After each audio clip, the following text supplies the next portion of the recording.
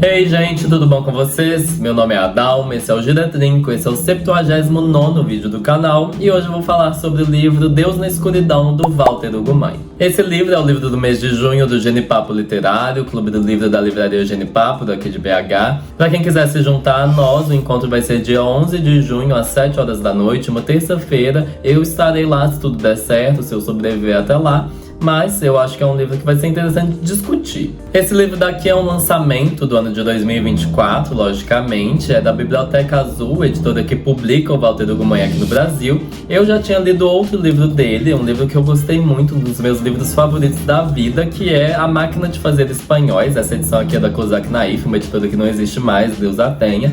Mas é um livro que eu realmente é muito bom, assim, eu tenho como um dos meus livros favoritos da vida de verdade. Então eu tinha altas expectativas pro Deus na Escuridão, que vai basicamente contar qual história. Nele a gente vai ter dois irmãos, um deles é o Felicíssimo e o outro é o Pouquinho. E eles moram lá na Ilha da Madeira, uma ilha bem pobre, assim, bem simples, uma ilha muito pequena, uma ilha vertical, que vai ser construída na narrativa de uma forma muito interessante. Eu gosto dessa coisa de comunidade que foi criada, pra mim é um dos pontos altos da narrativa. Mas o foco mesmo é a relação entre esses dois irmãos, porque o Felicíssimo, que é o irmão mais velho, ele basicamente vai ser um devoto do irmão mais novo, porque esse irmão mais novo vai nascer com uma condição de saúde muito diferente, assim. Eu fiquei me perguntando se eu já falava com o que ele nasceu, mas eu não vou falar pra gerar alguma curiosidade, porque realmente é algo que as pessoas ficam em volta, querendo saber mais sobre, querendo entender como que isso aconteceu. E isso vai gerar uma relação de divindade, assim, as pessoas vão admirar o Pouquinho de uma forma que é diferente, mas que faz sentido porque o que aconteceu com ele, o jeito que ele nasceu,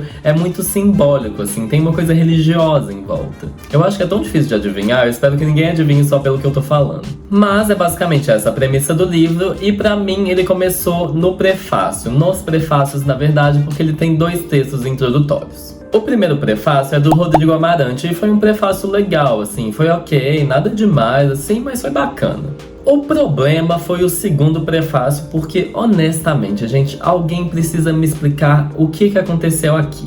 Eu entendo que um prefácio é um texto que vai abordar assuntos do livro que já vai começar, um livro que você está com ele nas mãos. O prefácio faz parte do negócio, assim, faz parte da obra. Mas pelo amor de Deus, Carlos Reis, você que escreveu esse segundo prefácio do Deus na Escuridão, me dê um motivo, me fale por que é valoroso você falar qual que é a reviravolta do livro antes de eu começar a ler o livro. Juro, gente, eu não ligo pra spoilers no geral, mas aqui eu queria entender qual que era a grande vantagem de alguém escrever o que vai acontecer no livro que eu nem comecei a ler. Eu tô com um negócio na mão e eu já sei basicamente o plot twist que vai ter no livro. Pra quê?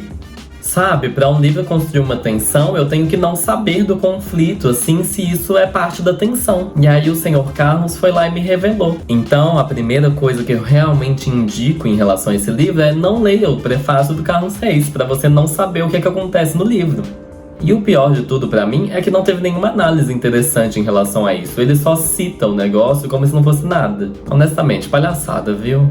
Mas aí eu comecei a ler o livro e eu já pude notar que o livro era muito bem escrito. O Walter Hugo Maia tem uma prática de escrita muito grande, assim, ele tem vários livros publicados, além do que ele deve escrever e não publicar. Mas eu já tava sentindo que o livro ia se alongar um pouquinho e realmente isso se confirmou. Foi um livro que pra mim foi monótono. Um dos pontos altos da narrativa, na minha opinião, foi a construção dessa coisa comunitária, realmente, porque a ilha é um espaço vertical, é uma ilha montanhosa. Então a gente tem as pessoas que moram mais no alto, a gente tem as pessoas que moram ali perto do mar. O mar é uma coisa interessante também, eu adoro essa questão da ilha, porque a gente tem toda a questão do isolamento, a gente tem uma coisa que o mar é algo enorme, algo que a gente não conhece direito. É uma metáfora pronta, né?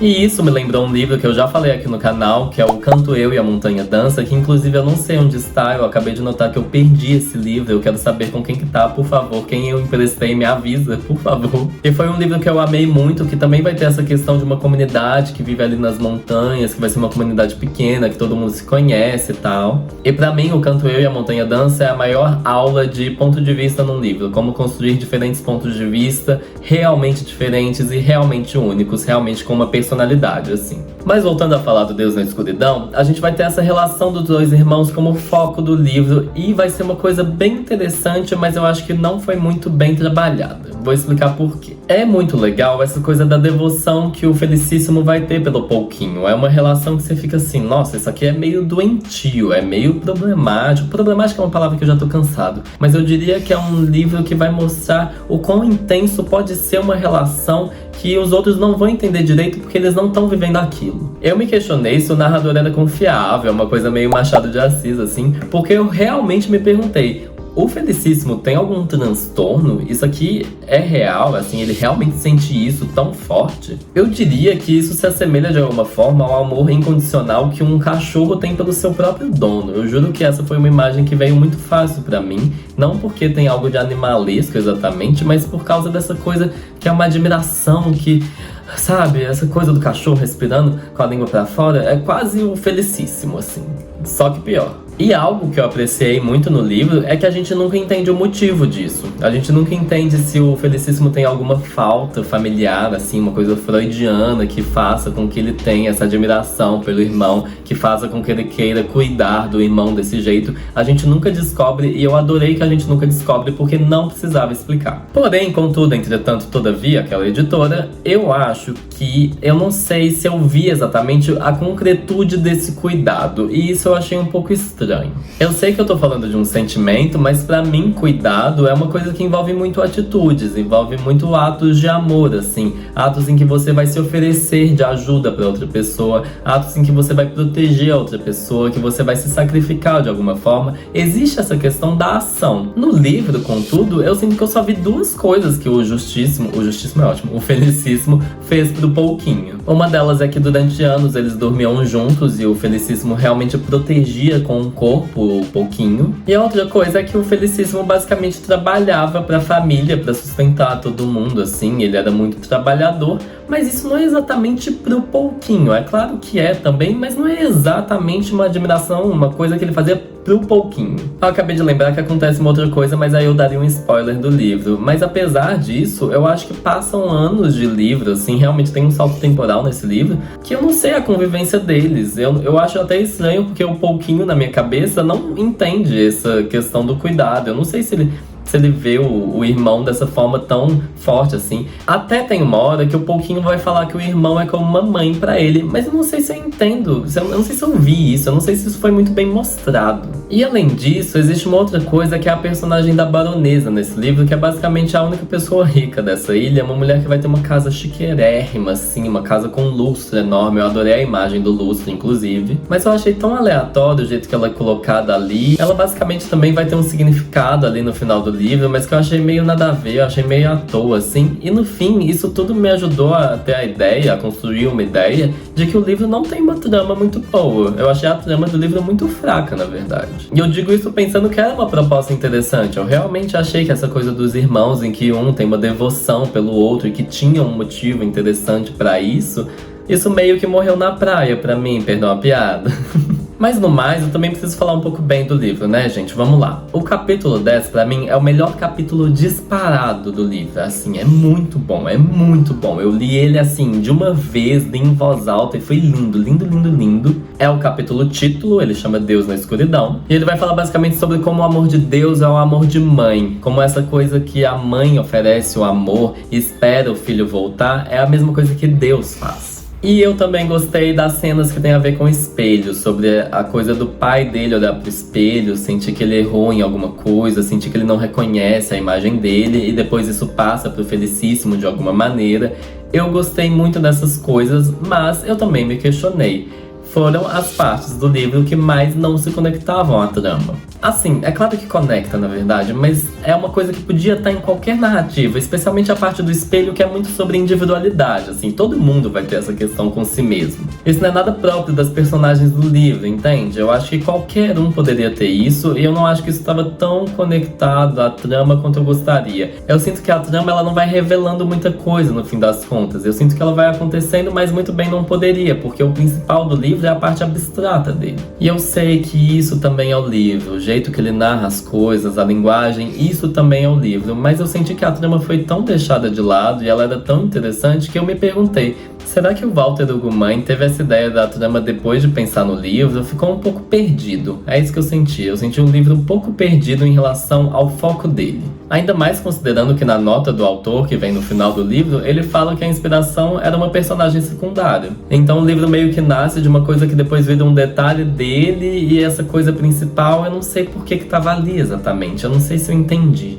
E é pra eu entender o livro? Não é sobre isso, mas ao mesmo tempo, não sei. Fiquei confuso. No mau sentido, porque eu acho que existe o bom sentido de ficar confuso também. E eu digo isso também porque a tensão principal do livro, que me foi revelada antes de eu começar o livro, eu acho que ela não foi muito lógica, assim. Eu acho que ela foi resolvida de um jeito muito fácil, que não teve tanto conflito, tanta tensão quanto eu queria na hora que aconteceu. E eu me questiono se fez sentido pro personagem que tem que lidar com o negócio que ele tem que lidar. E é isso que eu achei do livro, gente. É um livro que eu fiquei meio aliviado de acabar, porque eu senti que ele não ia pra lugar nenhum, e realmente ele não foi pra lugar nenhum que me interessasse. Eu acho que ele só acabou e eu fiquei assim, tá, bacana. Se você me perguntar se eu gostei, inclusive, eu vou falar que ele se assemelha a filme de premiação, assim, filme da época do Oscar, do Globo de Ouro, do BAFTA, esse trem assim. Porque esse livro, eu sinto que ele ganharia algum prêmio, sabe? Ele seria aquela coisa que tem uma fotografia bonita, que é poético, que tem uma proposta interessante, instigante.